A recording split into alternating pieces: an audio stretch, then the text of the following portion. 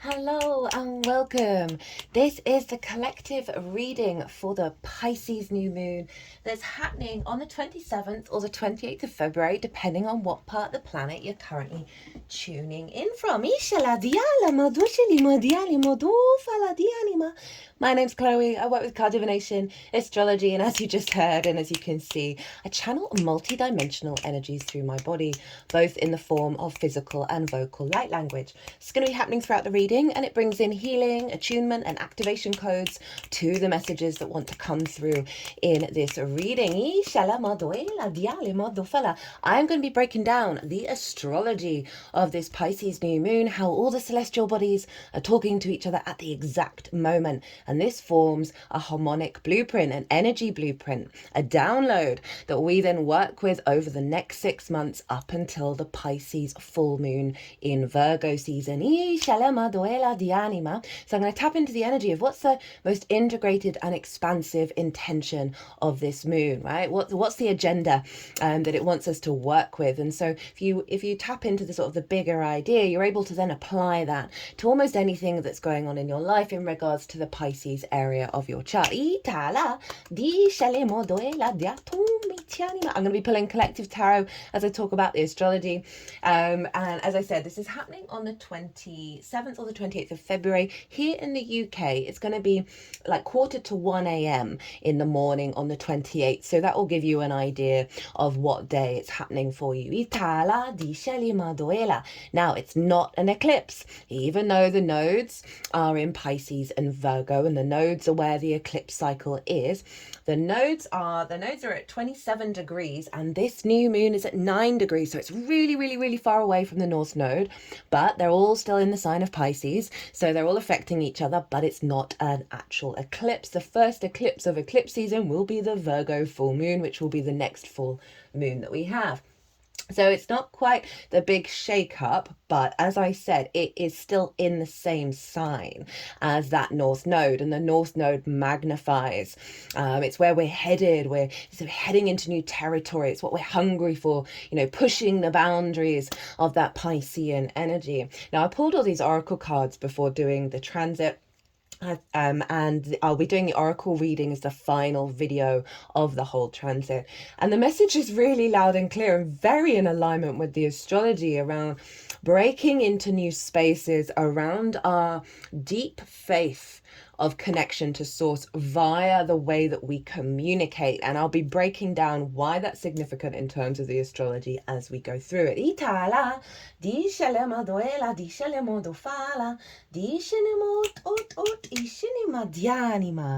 So a new moon, great time to plant new seeds in your unconscious spaces, right? In the moon, in the deep recesses of our soul, for the sun to have the vision and clarity to take action on that. At the time of recording, the ascendant is in Cancer, and Pisces is up in the 9th house of perspectives, and the midheaven is there, so we're bringing in some big perspectives around the new moon.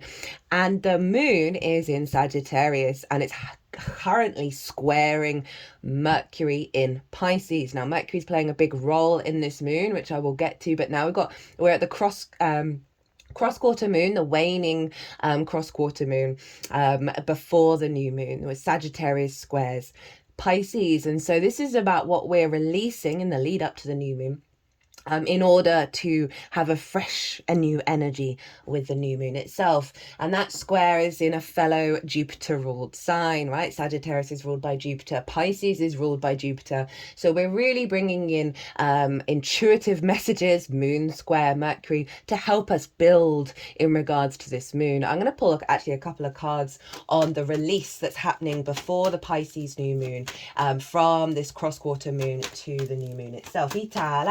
Can we get 2 cards for what we're releasing before this new moon? Knight of Pentacles in reverse.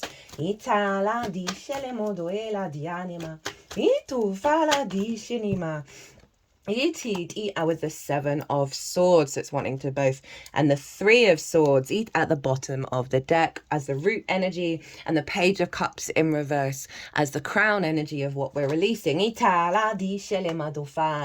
that Knight of Pentacles in reverse is the blocks around us being able to walk our talk and put it into practice, right? So we can all have this general idea of sorts, and we can have this understanding, this awareness of the connection, but we can struggle to then implement it in the way that we walk through the world, in the way that we create and build.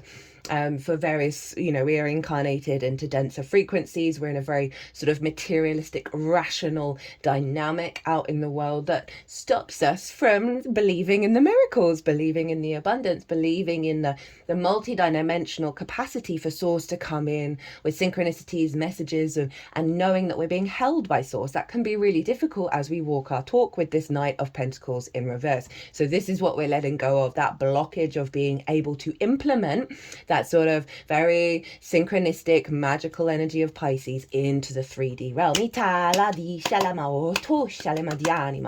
with that 7 of Swords, neither up nor down, right? This is the in-between realms of the being able to let go of conflict, right? Because the 7 of Swords steals away the 5 of Swords, and that 5 of Swords is all about domination and subjugation. It is the bully in the mind, and this is the block around being able to let go of that. But it's not fully in reverse, which would say that it's not there at all, because it's acknowledging that we have that mind dynamic, that mind limiting beliefs, because the mind is hungry for energy. And what's the easiest hormone it can get? Well, that's cortisol, that's adrenaline. And so that's why the mind goes into the fear response. Because it's hungry.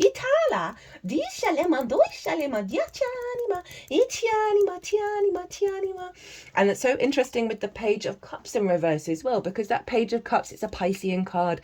The page is talking to a fish in a cup, and that fish is talking back, and neither of them are weirded out by it, right? So it's getting the synchronicities, it's getting the downloads, it's getting the messages. So there's this awareness of the conflict in the mind, and not quite being able to move beyond that and accept the wisdom, accept the synchronicities from Source as real, right? We may get them and we may think, oh, that's a bit of a fluke. But it is in fact the true nature of the universe. And we've got underneath that the 3 of Swords, and so often again we've got swords again. So this is the sense of the rational that has blocked the heart, very understandably. As we said, we were incarnated into denser frequencies, well, scarcity, competition, fear, lack. They're doing a lot of work around the head at the moment. And so it's very understandable that we've been in situations where we've met all those things, and then we think that they're the reality because we've met them so many times, right? And there's just this harsh resistance to the magic. And that is part of the process of the unfolding of what we're going through, is really learning to trust it, and feel that in our physical vessel, our emotional body, in our mind, in our heart. And this new moon feels like a new story that's coming through, a new frequency, a new matrix. Well, it's not new, it's always been there, but it's new, it's becoming more accessible, and therefore it's revealing itself. So this is quite some powerful releasing that we're doing in the lead up. So the moon is next here in the UK next Friday. I'm recording on this on Friday, Venus's day. So this is the process that we're letting go of over the next 7 days. They're doing some work around the throat chakra. Then out the heart. Throat. And my other hand is now at the third eye. And the third eye's just gone back to the heart. So it's a real bringing that inner wisdom of the third eye and the healing of the heart to allow us to observe our reality, to communicate and engage with information in our reality that is beyond this paradigm. Otoela di shinima dianima otoenima atanama. Right, let's get into the astrology of this new moon. It's happening at 9 degrees and 40 minutes of Pisces. So it's quite at the beginning of the Piscean energy. And so it's also conjunct Ceres. Now, the full moon in, oh my goodness, how could I forget Leo? But we just had the Sun, Mercury, and Ceres were all conjunct each other in Aquarius. So now we have it for the new moon in Pisces. Now, Ceres is the great grain mother, the great earth mother. She represents the harvest, the sense of abundance, but also nurturing energy and nutrition, right? The nutrients that we get, the harvest that we get, the sense of care and love and support. Itala disce moduela di anima otuela discini modufala di anima. And so this is conjunct the new moon. So Ceres is bringing in some abundant Piscean energy, right? Remember the sort of the non-rational, the non-linear energy. We're going to get 3 cards for the Ceres Sun Moon energy of the intention of it. It is the great water energy. It's mutable, it's adaptable, it's changeable. It's the final zodiac sign. It's about the interconnectedness of the water energy, of all the drops in the ocean are separate, but we do not perceive it as so in that ocean, as in the all within the one and the one within the all. It's ruled by Jupiter, and Jupiter is often about faith, right? And the sense of abundance, this boundarylessness energy, the great undulating ocean, the cosmic waves that we're ever unfolding in this Piscean energy. It's very unconditional love, very deep empathy, right, of understanding that all rivers lead to the same ocean. Very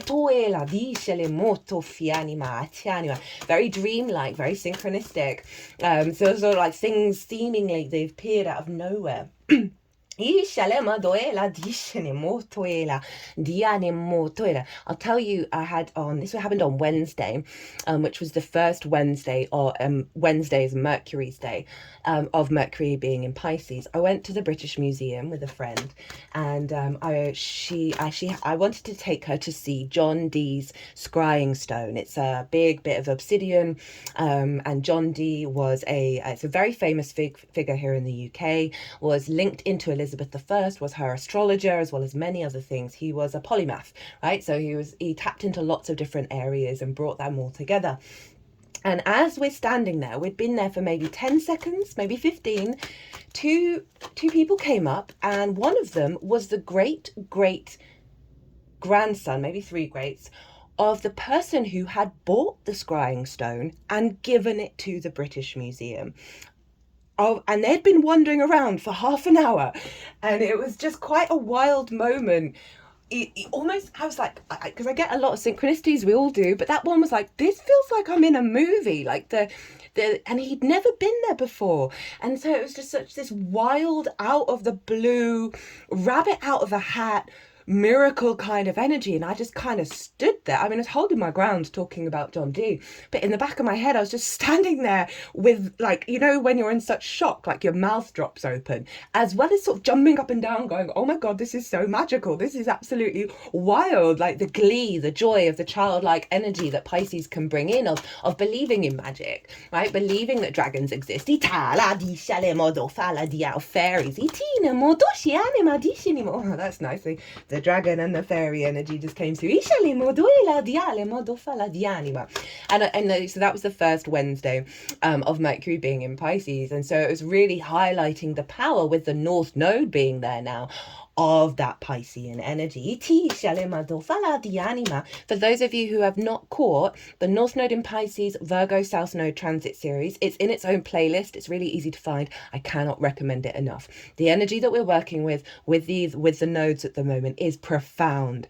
And the astrology of this year and next year, I keep meaning to get round to doing an overall channeling around that, because the more that we lean into Source has got our back, and we do not need to be in a planning mindset and a fear mindset, the more we are able to transform back into our inherent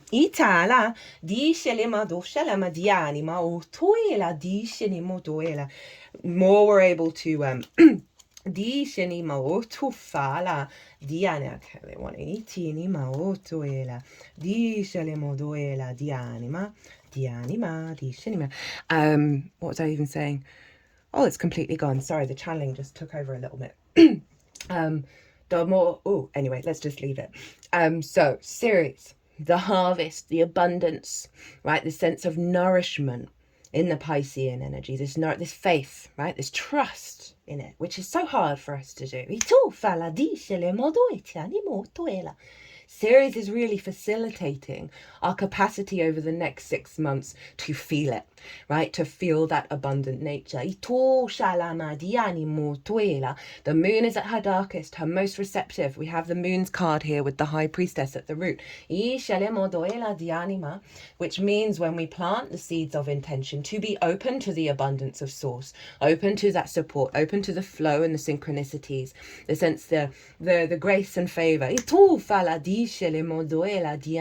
When we are in alignment. The sun and the vision, the clarity of that awareness that's being imprinted into our moon, which is our emotional body, our intuition, whether our needs are being met or not, how to give and receive nourishment. Conjunct series is a very powerful combination of the unfolding over the next 6 months, of really seeing that show up in our life from source, show up in the synchronicities, show up in the magical alignments that are going on, the really being able to trust in this new story, this new matrix. And as I said at the beginning, it's not new, it's just we're in more of a new awareness of it, right? And that is going to be unfolding over the next 6 months, and it's incredibly powerful. So we have the Seven of Pentacles, Temperance, hello Sagittarius, and Sagittarius, which I talk about in the nodal transit series.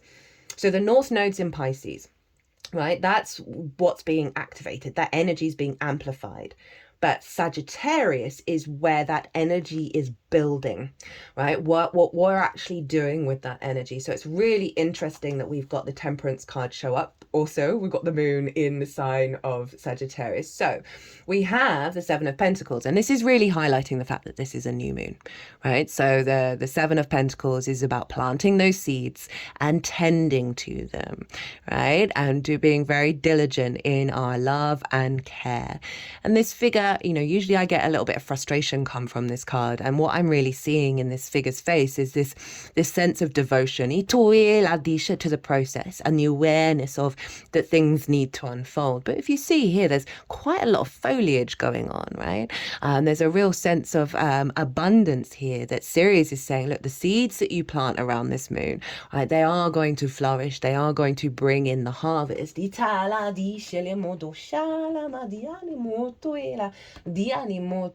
So that Sirius energy is really helping us bring in our dedication to get the harvest in, right? And the harvest does require daily practice, daily habit, and this awareness of the more that you bring things into repetition, the more that reframes your frequency, reframes your energy.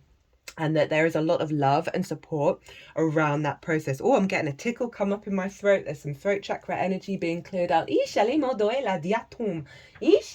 going to pause and have a little bit of a cough. I was thinking while I was having that little cough of the throat chakra, and that is it's so often distorted because of the delusions and the illusions that we have, or the things that we hide from. And one of the things we're collectively hiding from is this magic. And that goes back to that Page of Cups in reverse. So it feels like it's a bit of a clearing around that throat to be able to observe in the conscious way. The third eye is more in the sort of the unconscious realms of the reality around us. And it feels like it's sort of letting go of the resistance around being able to perceive.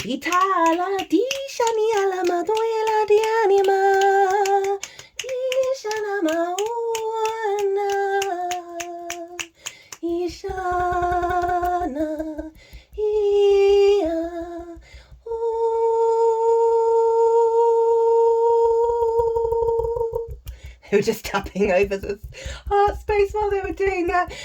Yeah, one of the things that I've noticed with activating my throat chakra and clearing out a lot of energy there is like, you might want to start trying, it's great, you can try all sorts of things of like free drawing, free writing. At the moment I'm practicing free singing, and it's quite vulnerable for me to bring this to the table. It came through in the chakra cleansing. If you've not caught that, there's a timeless chakra activation.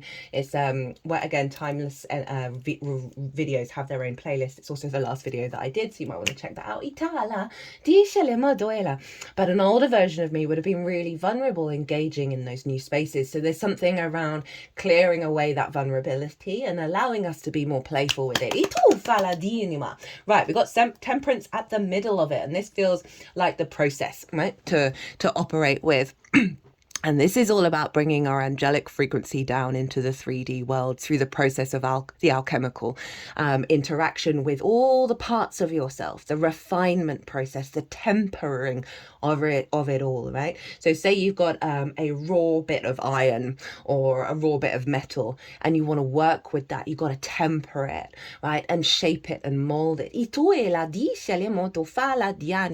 if you look here, that third eye is wide open, and the heart space has this stability, right? Triangles are actually one of the most stable shapes compared to a square. And obviously 3 is the magic number. But if you look here, the water is going up into the cup. So it's honoring that we're here to try and explore and create in different ways, to refine ourselves beyond the old paradigms. And this is the element of fire with water. Now, that's really relevant for this year. How many? We're going to have 1, 2, 3, 4 retrogrades that start in Aries and go back into Pisces. So we've got the I am and the I believe. Now this is the core thing, right? The more that we lean into trust and unconditional love, the more that strengthens the I am within. So we are able to create our own reality. Now that's something I've shied away, or it's just something I've not connected with. I've not wanted to bring it to the table, but it came through, it's been coming through really strongly, that we are moving into a space where this, and I'm sure everyone's really aware, you know, in physics, in all of the things, we're all living in our own realities. But this is more that we're creating our own reality. But we've got to go through a refinement process. Remember, this is the first moon in the Virgo Pisces axis, even though it's not an eclipse, with the North Node, South Node, right? So this is kind of like the initiatory energy.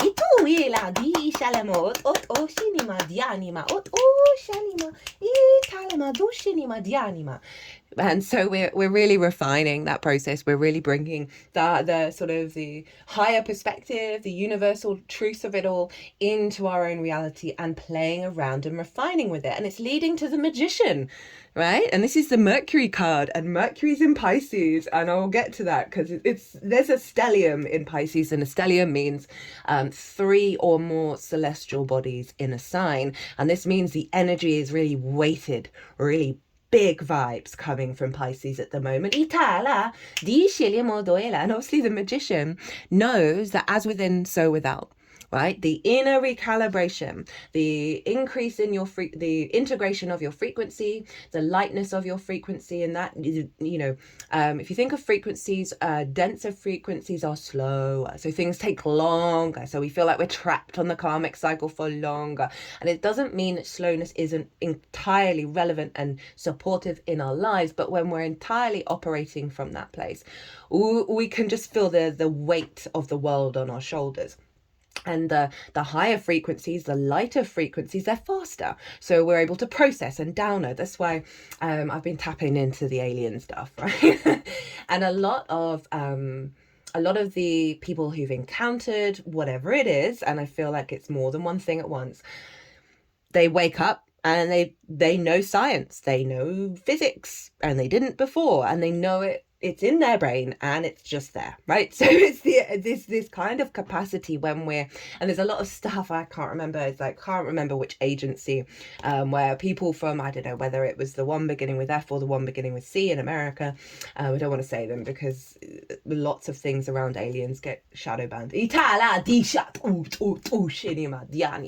Well, they say that predominantly the theme is that we smell different and that we move really really slowly.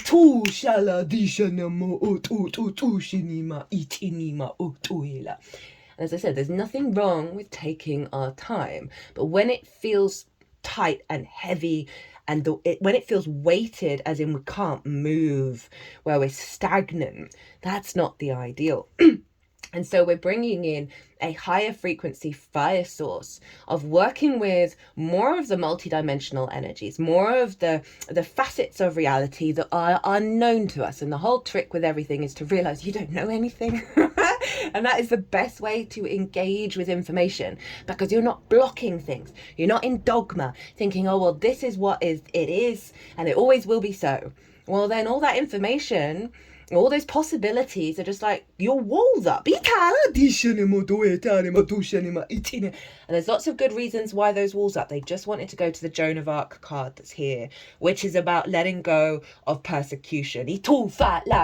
So many of us can shy away from engaging with these things because we don't want to seem like a weirdo, but it's one of those hard things that that we're very tribal and we want to conform inherently.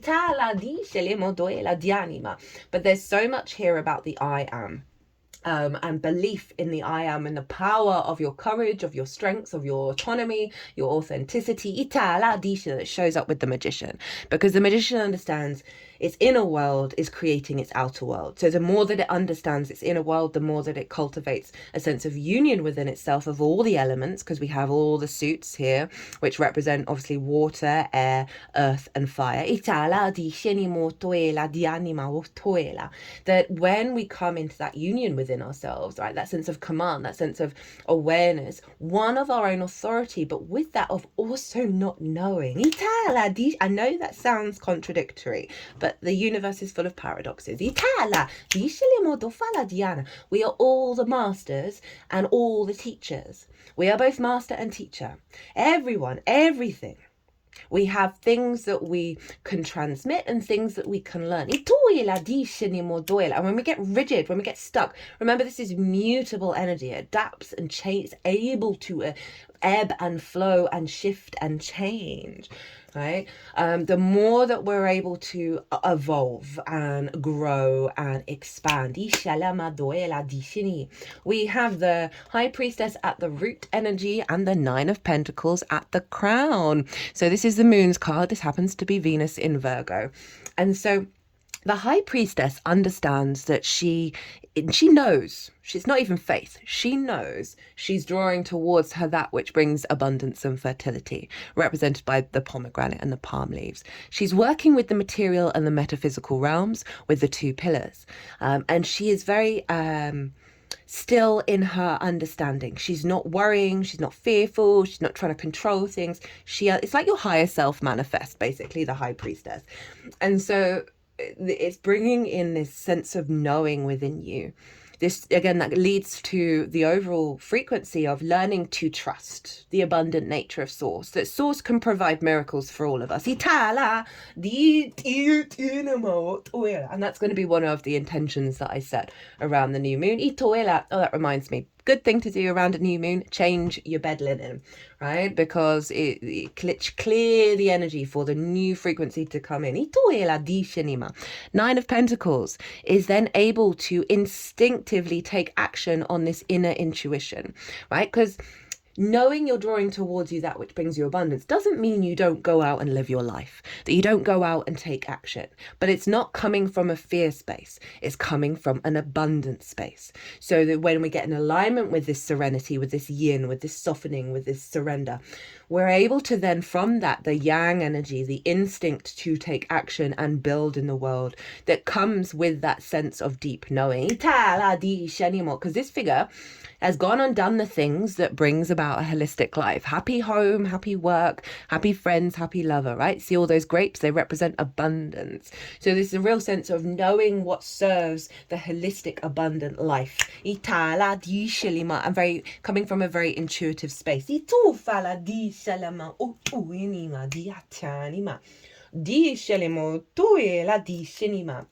I wanted one more card as like sort of the overall energy of this new moon, and we got the King of Cups. And the King of Cups I love the King of Cups. The King of Cups is all about being in the eye of the storm, right? And being super chill. This figure is floating on a stone throne on a ocean that doesn't look very calm, right? So this figure isn't drowning in the emotional body. It is strong and stable and secure. This is the mastery of the emotional body, the awareness of all those interchanging. I had a good cry today because I had something difficult happen last night, and I communicated it to a very dear friend of mine.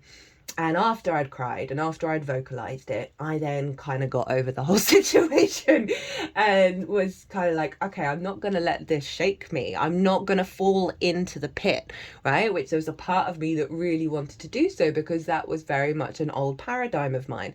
But because I released those emotions and I know that power of the tears within you, it's healthy to have a good cry. The King of Cups will have a good cry if it needs to, because it understands the power of that. But this is all about being in alignment and in your own sovereign emotional body and not being distorted by the outside world. It also, in terms of powerful manifestation, creativity and love around the emotions, right? Remember, Pisces is a water sign. The capacity, right? So the way that I see astrology is the goal is to not get swept into the waves, right? And into the ocean. The goal is to be in flow with the waves that are coming, right? This sense of not being in conflict with it, not being in resistance, and being the surfer on the cosmic ocean. I think I'm sure there's a tarot deck out there that has the King of Cups surfing on the ocean, and that is the trick, right? To not be in resistance.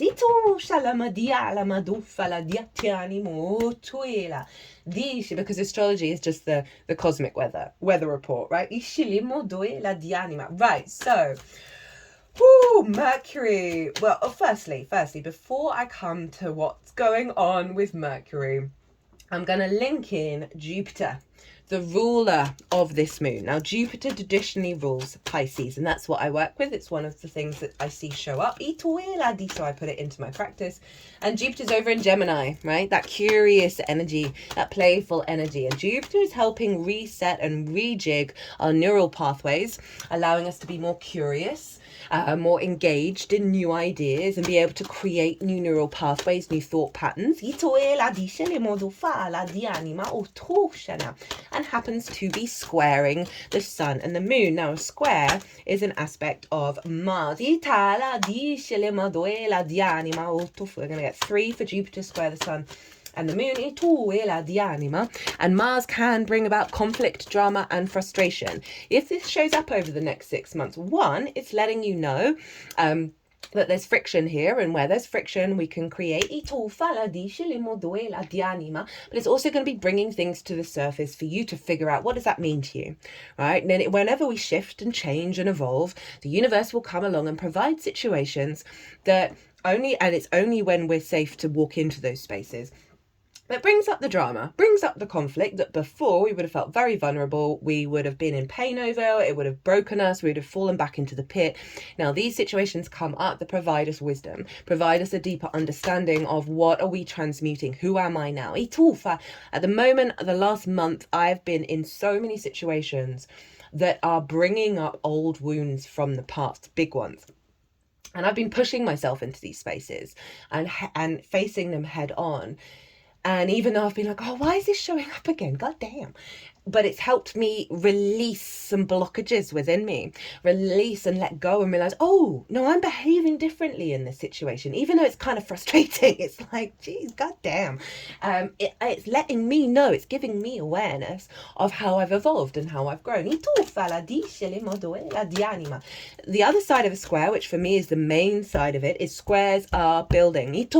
Mars is our motivation, our drive, our action. It's how we take action to build in the world. Squares and oppositions, they're hard aspects. They're all about building. They involve challenges, but they are about building in the 3D. So Jupiter is providing a lot of wisdom and capacity for the integration of of this very synchronistic world that we are stepping into, right? It's very undulating, mystical, magical, all within the one, into our neural network. Guitar! Shaking the head, yeah, not as in like for no, yeah, but like shaking up the neural pathways, which can get very entrenched. The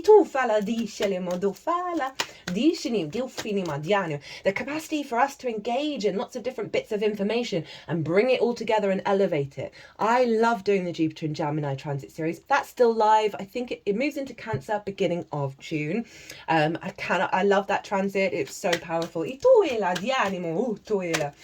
So Jupiter is influencing this moon, not only by aspect, but also by rulership. So we've got a lot of Gemini energy coming in to help facilitate that Piscean energy of our capacity to be curious and open to these possibilities, to this new storyline.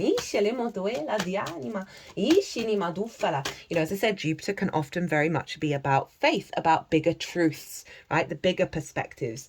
It's also this abundant energy as well. So I feel like we're going to be getting a lot of interest and intrigue into lots of different areas and be really open and really curious to new information and new possibilities. And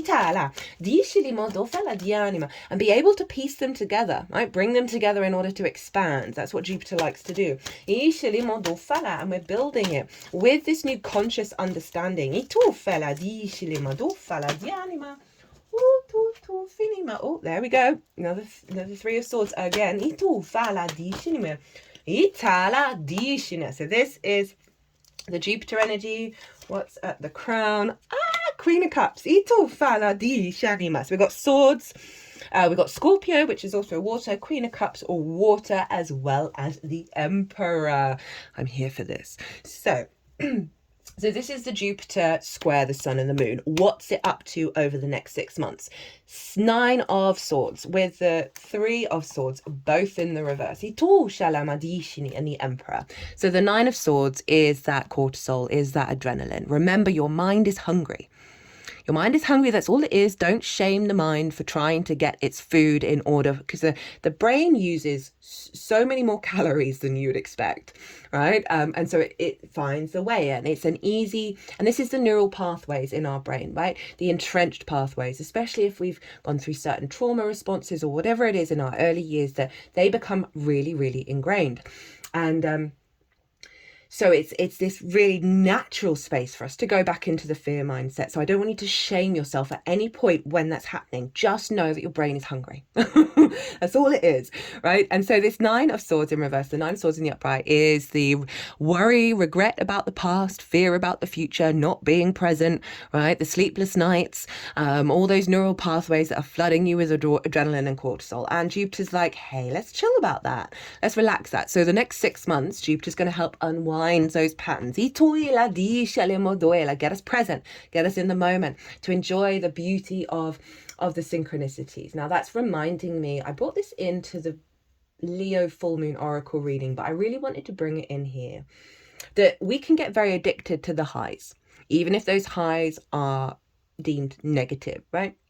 As well as the lows, right? So the extreme hormonal experience, which is the emotional responses.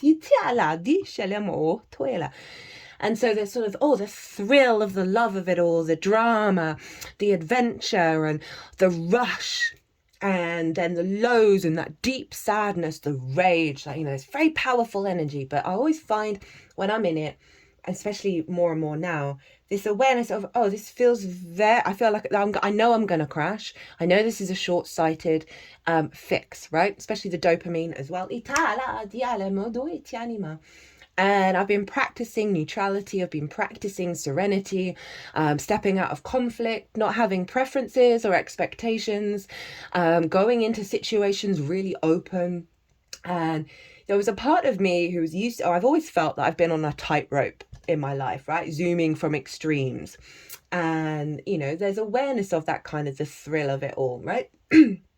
And what I started to feel, having started putting all these things that I say on this channel, because I never bring anything to this table that I haven't put into practice, that I was starting to feel a very consistent balance within myself, in my emotional body, in my physical body, this level of serenity, this level of acceptance.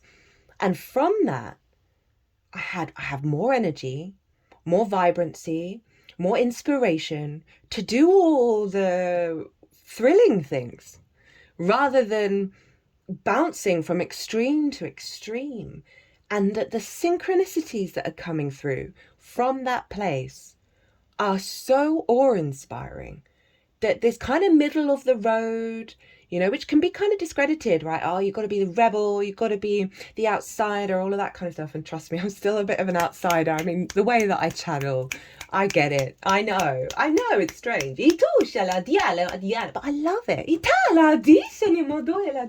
Anyway, my point is that this sense of softness, this sense of the undulating, of going with the flow of life, has given me more energy, more time, more inspiration, and more beauty in my life with the synchronicities. I mean, that John D one was just that, my mind was just going pow, pow, pow, pow, pow, pow. And that is through being in a state of calm, being in a state of neutrality. So often we think that neutral energy, right? We think of the empathy of being able to understand everybody's situation. And that arguably is coming from a place of neutrality, of the unconditional love of source. That is actually giving, you know, you'd think it would be a little dull. And it's not. It's the exact opposite. And I'm not getting burnt out. I'm not getting exhausted or run down or nervous system completely fried. And this is what this feels like, right? So we've got that getting away from that burnout, those extreme energies, and then the Three of Swords again in reverse this time. I think it was in reverse as well at the beginning, of letting go of those thought patterns that have blocked the heart. Blocked our heart from guiding us with the wisdom and its inherent knowing. And then we have the Emperor. That is the I am of it all. That is the real strength of knowing your own frequency and knowing your own power and your own authority, your sovereign divinity, and not letting that get shaken by all the conditioning. So that Jupiter of bringing in new neural pathways, bringing in new ways of empowerment. That we've got at the root, we've got the Death card. So again, this is the letting go of these things, right? Letting go of things that have had an authority over us, that have distorted our sense of reality, right? You see the king is no more, but the sun is rising. It's again Scorpio, so it's that fixed water of releasing those limiting thought processes that restrict our perception of reality. When your frequency integrates, when you shift your frequency, your reality shifts. We know this, but it's getting louder and louder and louder and louder. So I really am enjoying the solid Jupiter's giving us by helping us purge this energy, and not with any sort of rejection or judgment on that frequency. It will have served us, it would have protected us when we needed to sort of withdraw, and give us the awareness of the extremes in order to figure out what it is that we truly want to be in and how we truly want to feel. All of those things are very valuable lessons. But I love that Death card, which is Scorpio, which is ruled by Mars. The Emperor is ruled by Mars. Mars will have gone direct by the time of this new moon. Woohoo! It's actually on Monday, on the 24th, or on the 23rd, I believe, in the Americas. And that is our motivation, our drive, and our action, and our sovereignty, right? Our lifeblood. So our lifeblood is being fed with this very powerful new moon. And we got the Queen of Cups. She can see into the future, but she's not worried. In fact, she's so serene with her life, and in the present moment, that she's in fact turning into her environment. So this is heightened psychic connection, heightened nurturing, nourishing energy, and our capacity to be present. Now these cards, no, they stop us from being present. This helps release it, activate it, cultivate it. So we've got the King and Queen of Cups either side of the Magician. I love it. So Jupiter is helping us bring in a deeper wisdom by releasing the blocks that have stopped us from being this card for me is Serenity. You know, even though there are things going on in the future, it's like, well, you're here now. You're here now. How do you want to engage in your now moment? Via poison, itala, dishat, eat, or peace. Itala, dishalemazoela. And I know it's easier said than done, but remember, we've got the strength of energy coming in to help us dedicate to changing the patterns of our emotional body. Now, Jupiter is in Gemini. Gemini is ruled by Mercury, so Mercury is influencing Jupiter, which is therefore influencing this moon. And where's Mercury? Well, Mercury's in Pisces. Conjunct Saturn, North Node, and Neptune. 1, 2, 3, 4. We've got 4 things at the later degrees of Pisces. Now, this is linked into one of the key themes that have come through in these oracle cards. Now, I've not read the cards, I've just scanned the energy and the little bits that they say at the bottom. And there's a lot around speaking your truth, walking your talk. Now, that is Saturn conjunct Mercury. And there's also a lot here about receiving more messages that help us facilitate and build in the 3D.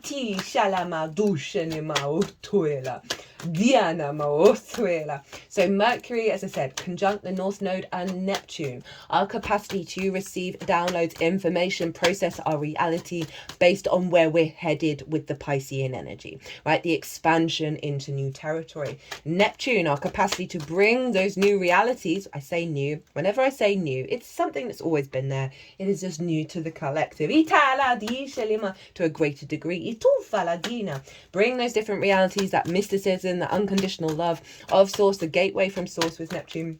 With that North Node, what we're hungry for, what we're striving for, pushing into new territory. Mercury, Mercury in Pisces, I love it. In traditional astrology, it's deemed to be in its detriment, or it's the fall. I always get those around the wrong way, because it's opposite Virgo, where it's in its exaltation. So I think it's in its fall here. I love Pisces Mercury. There are so many poets that have it. There are so many phenomenal thinkers who have it, because it's more of the haiku. It's the deeper wisdom that's around the imagination rather than the sentences that are very clear and concise, right? That's more of the Virgo energy. So we're really tapping into the more imaginative frequencies around how we perceive the world, right? The possibilities, the creativity, the dream states. The symbolism of it all.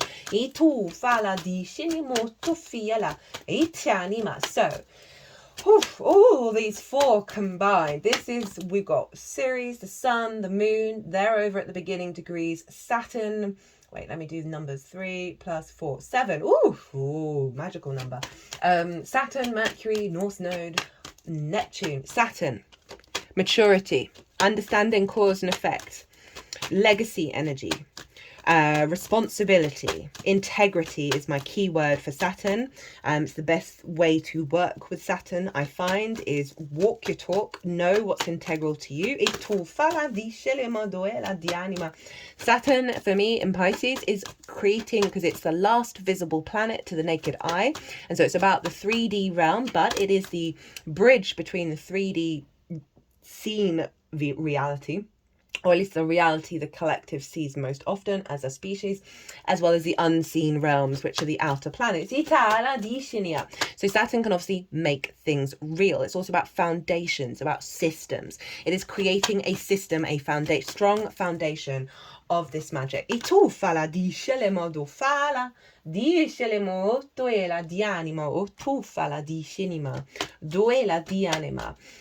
Mercury, a lot of downloads, lots of more capacity to engage in the undulating synchronistic world that we are engaging in. Saturn, and lots of ideas and inspiration of how to then build with this.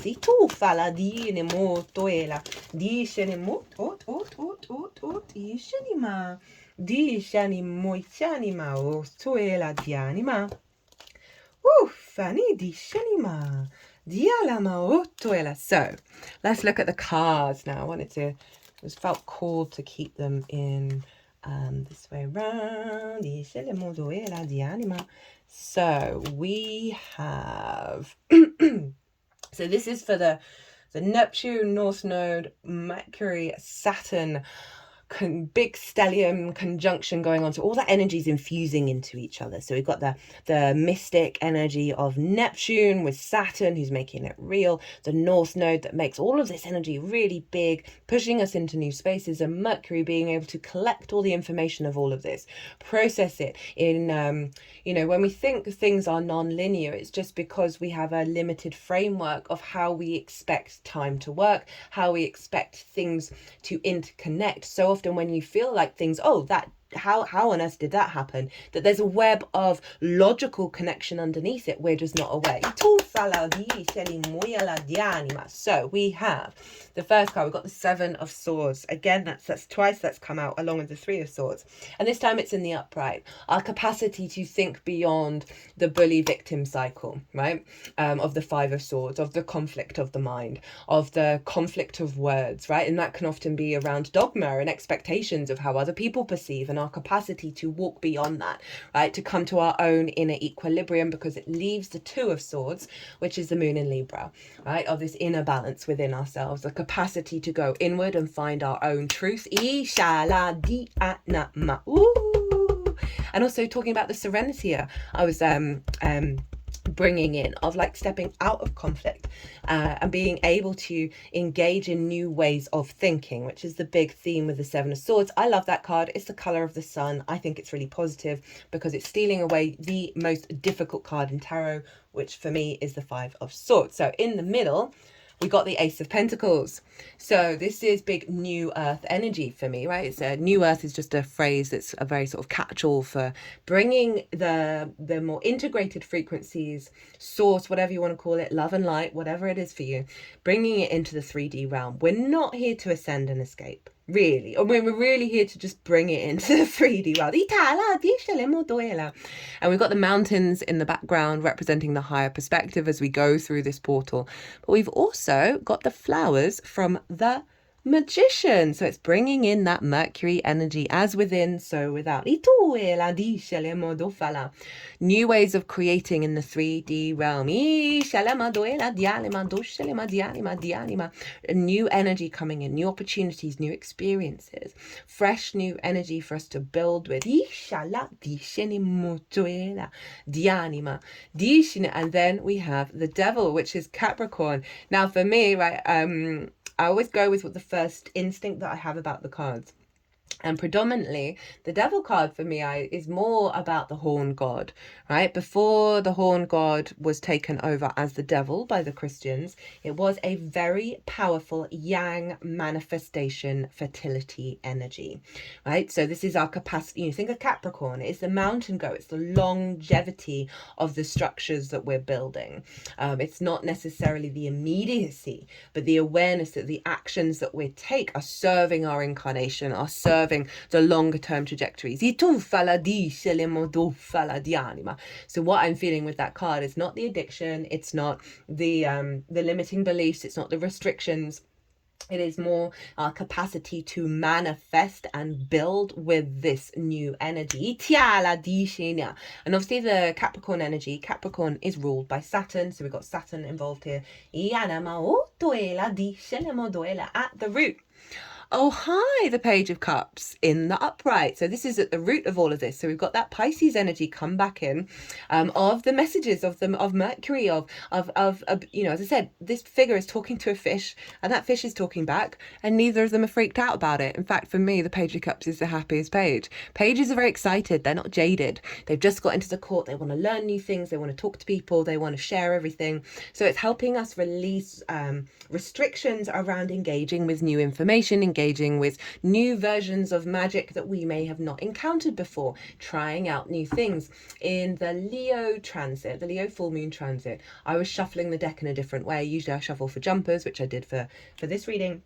But I'd shuffle, then cut the deck 3 times and intuitively pick the cards that way. And so it might be a good idea to, in whatever practices that you do, just try something a little bit differently and see what information comes through. And be really open to the experience. So this is very much that Mercury in Pisces vibe, right? Of being able to get the messages and not doubt them. It's not necessarily that you're gonna, fully believe, but you're not restricting anymore. You're not limiting your interaction with the vast tapestry of energy that's around you at all given times. Like it's wild. If we really lean into it, it just blows the mind. It's a very clear message.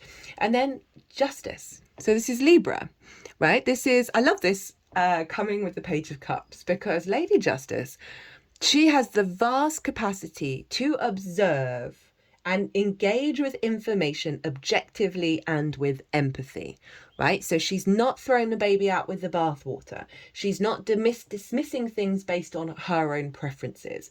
She is in balance. She is the true form of justice, which is about really engaging, as I said, with objectively as possible with what you're looking at, what you're perceiving, and do it with empathy, with love. So that is incredibly powerful and interesting when we've got the sort of slight representation of the Two of Swords, which is the moon in Libra, coming through around being able to see things clearly without the dogma. They just got the right hand like that, the third eye.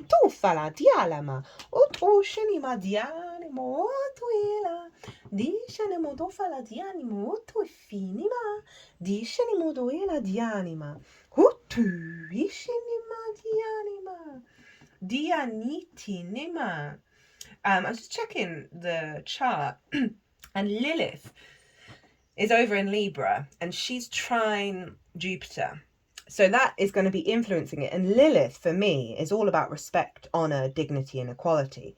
And if Lilith isn't getting that, and they try and have those conversations with whatever it is, whether it's a organization or an individual, and they're met with hypocrisy or a hierarchical structure that doesn't make any sense, then Lilith's very comfortable leaving that situation and living her best life. But it's the honouring of and she's retrograde at the time of this. So there's an inner recalibration around your inner equality, your inner balance, your respect for self, love of self, freedom of self, but also, this sense of equality and as I said, this sense of dignity of your own mental spaces, and it's bringing it into balance, and it's bringing in a liberating energy internally. It feels like I've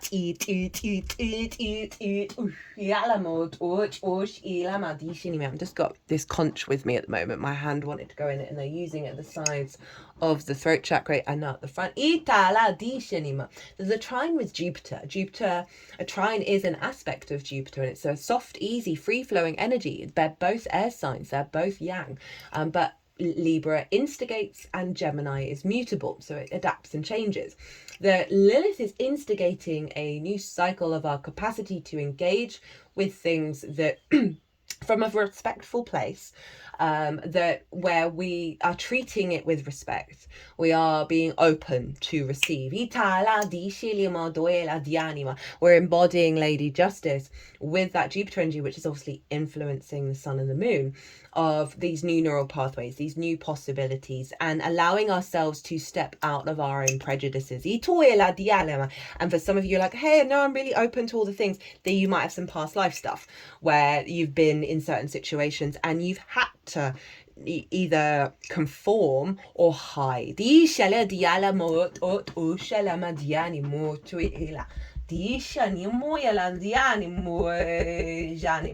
So Mercury, the ruler of Jupiter, is over in Pisces, which is ruled by Jupiter. So this means the whole chart, all of the chart, including lots of other stuff I've not talked about, are all being governed by Jupiter and Mercury at the time of this new moon. Now we had this back and forth between Jupiter and Mercury at the end of last year when Mercury was in Sagittarius, and that went on for quite some time because Mercury retrograded there.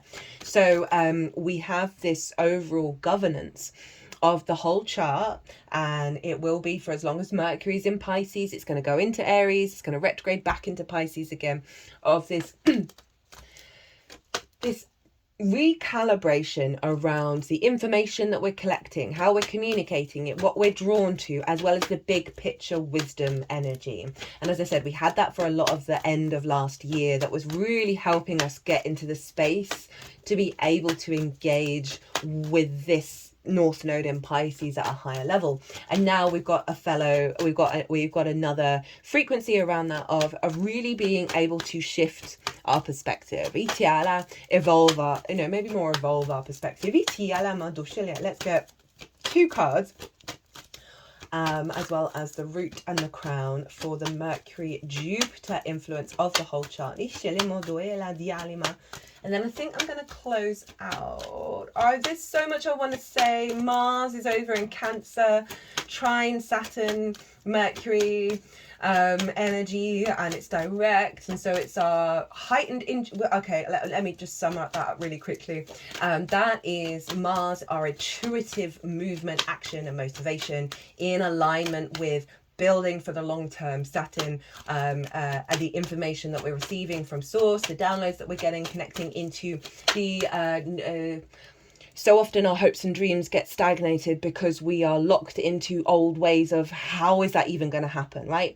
That's not possible. There isn't enough space for me. This feels like an intuitive alignment into being able to lean into the miracle energy, the fantasy energy, but with a seriousness from Saturn, right? And again, a lot of these cards were like, step into the truth of your voice, step into the maturity, the responsibility around it. And this goes back to the fact that we create our own reality. That's too many.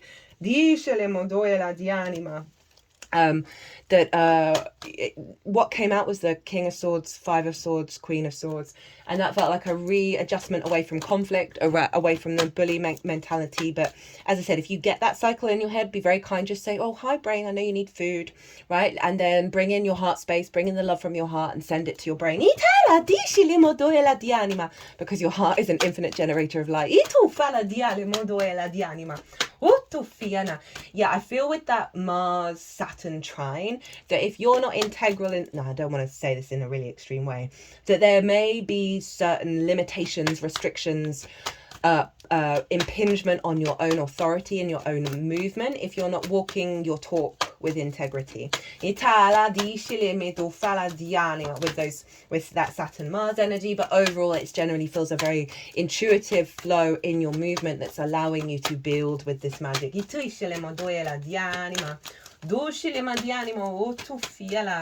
What else is going on apart from so much?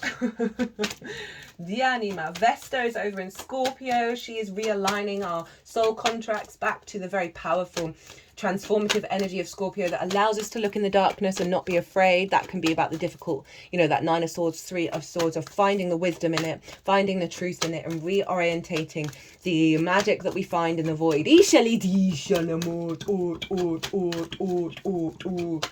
And that is forming a grand water trine with Mars, with Saturn.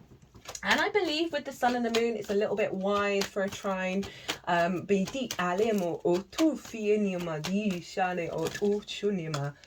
Okay, I said 2 cards.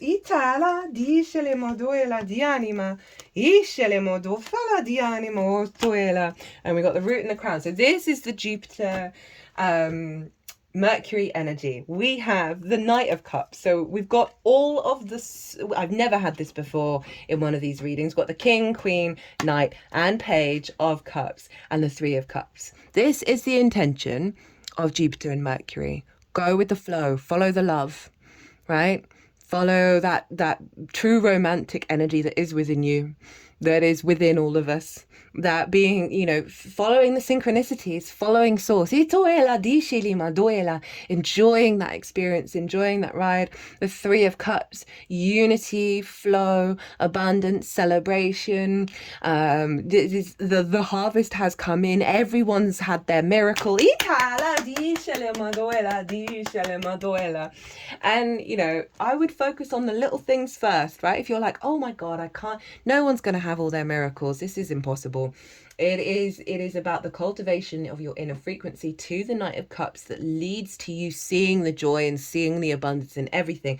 And when you start seeing that in the little things and really feeling it, the universe then just keeps providing. I mean, obviously there are times, even within all of that, where there's a certain deeper wound that may not have been released yet, that the universe then comes along with something where you're like, well, this isn't in flow, this isn't in abundance, this doesn't make me feel good. There's the wisdom that needs to come through from that, of like the awareness, okay, well, what on earth is this trying to teach me? I find with my own practice, the further I go within, the more layers that I pull back, it then just reveals like this underneath it all. And yeah, I just honestly, I've been channeling the Fool a lot, of like, okay, how can I still show up despite I'm going like, oh my God, how did this repeating cycle show up in my life again? Of embodying the Fool. Diana,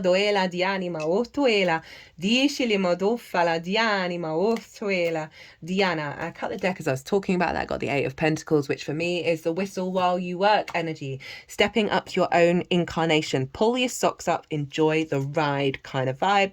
Similar to the Fool, kind of. At the root, we've got the Knight of Wands with at the crown. We've got the King of Wands. We've got some big fire showing up. Now, this might be linked into all that Aries energy. We're going to have an Aries new moon eclipse, even though the nodes are out of sign, as well as all those retrogrades that are recalibrating the I am Ital. Remember, Venus, Mercury, Neptune, Saturn, all this year retrograding in Aries back into Pisces. But overall, this is the instinct, right? The thing that just happens. You're not even thinking about it, you're just doing. Very transformative, very courageous, very passionate, right? And the King of Wands is, out of all the kings, is looking like it just wants to get up and go, right? The Knight of Wands wants to roam, wants to explore, very Sagittarius energy. It's the courage, it's our heart, it's the vibrancy within us, it's our lifeblood. And I love it with the cups. Right, again, we said temperance at the beginning, fire and water, right, of getting our instincts and our emotional body in alignment with the magic of the universe. Right,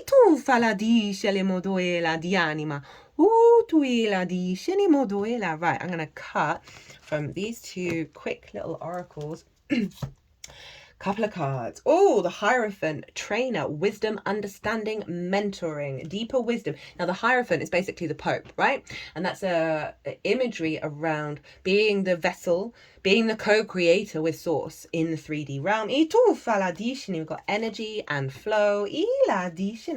All right, let's do a shuffle and see if we get a good jumper. Justice, again, decisions, evidence, thinking, verdicts. The evidence is going to show up. That magic is going to show up. Harmony, bridges, joy. Let's see from this deck. So the overall message really is this sort of alchemization, the dedication and alchemization to the awareness, the patience and parenting, to the awareness of this unfolding frequency that we're stepping into. And this is patience. And the alchemical process is patience. Oh, really loud ringing in my right ear. Where we kind of got to soothe the impatienceness within us, right? That rush, that everything must happen now. This feels very much to me about establishing the habit of connecting to this, right? Connecting to this in order to get here. But it requires a deep refinement, right? And a intention and desire to put in the practice. Parent our inner child, be the adult in the room. This is Saturn, right?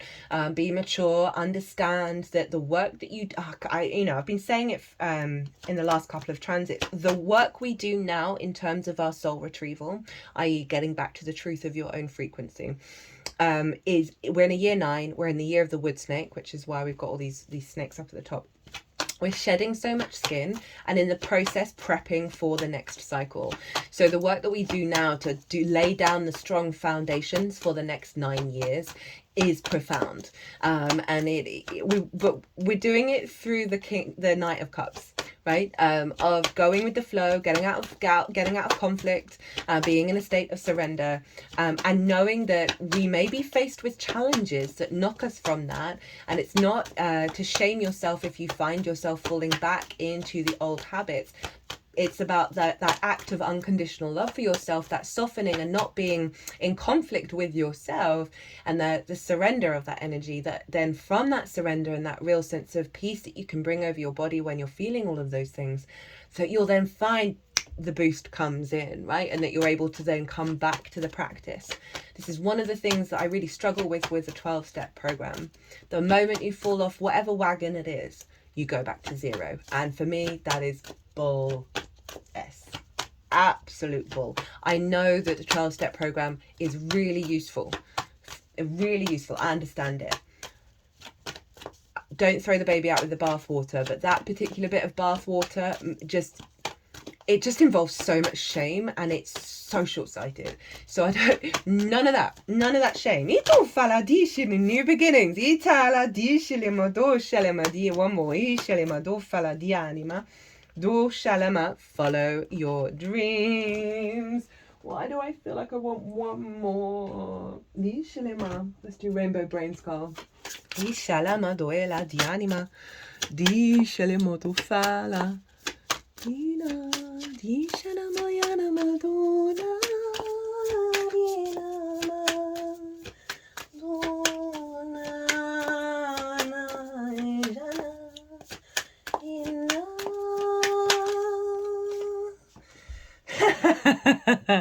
The more you create, the more the universe is. That's beautiful. I'm going to leave it there. I hope you enjoyed this reading. I hope it resonated.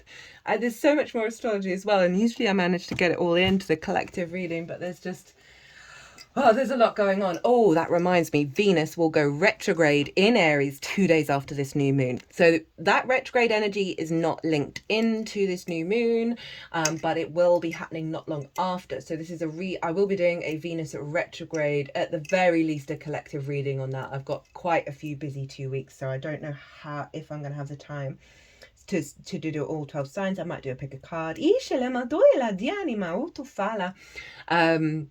Can't wait to talk about Venus in Aries. I'll leave it there. I hope you enjoyed, as I said. If you did, hit that like button. Let me know how you're feeling. The North Node in Pisces. How's it showing up for you? Be good to yourselves. Be good to those around you. Safe travels.